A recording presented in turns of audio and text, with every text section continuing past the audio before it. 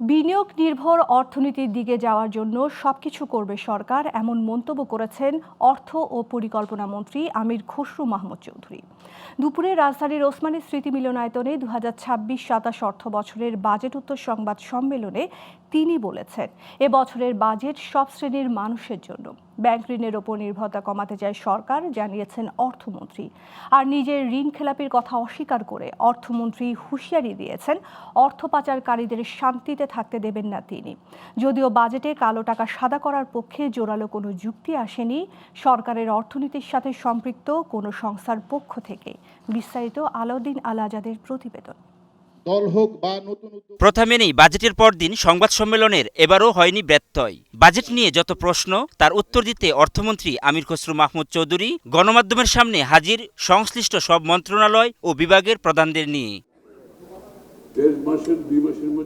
অর্থমন্ত্রী জানালেন, এবারের বাজেট কোনো দলের জন্য নয়। সবার আগে বাংলাদেশ যেভাবে বলি, আবার সবার জন্য বাংলাদেশ, এটাও তো ফ্যাক্ট। এবং এই কালচারে তো আমাদেরকে যেতে হবে। আমরা কতদিন এই পার্টিজান স্পিরিটে পার্টির লোককে দিতে হবে, এখানে দিতে হবে, ওখানে। আমাদের যারা যোগ্যতার ভিত্তিতে, আমরা তো তাহলে বৈষম্য বিরোধী আন্দোলনটা কেন হলো? এ সময় অর্থমন্ত্রী বলেন, আমাদের বিনিয়োগ বাড়াতে যা করা দরকার সবই করা হবে। একই সাথে ব্যাংকের ঋণের উপর নির্ভরতা কমাতে চায় সরকার। তো আমাকে বিনিয়োগ নির্ভর অর্থনীতিতে যেতে হবে, ইটস এ কম্পালশন।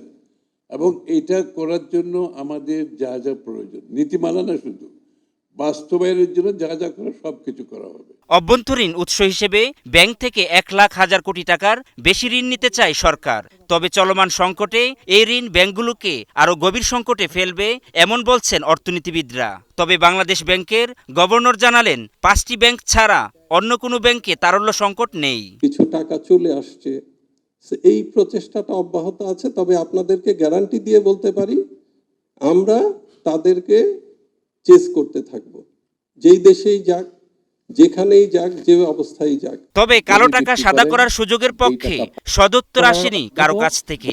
যদি ওনারা নিজেদের থেকে ডিক্লেয়ার করেন, যাতে করে উনি 20% এক্সট্রা দিয়ে, রেগুলার ট্যাক্স প্লাস 20% এক্সট্রা দিয়ে, যাতে এটা দেখাতে পারেন। এ সময় বিদ্যুৎ ও জ্বালানি মন্ত্রী ইকবাল হাসান মাহমুদ বলেন, জ্বালানি খরচ কমাতে সোলার প্যানেল স্থাপন করবে সরকার।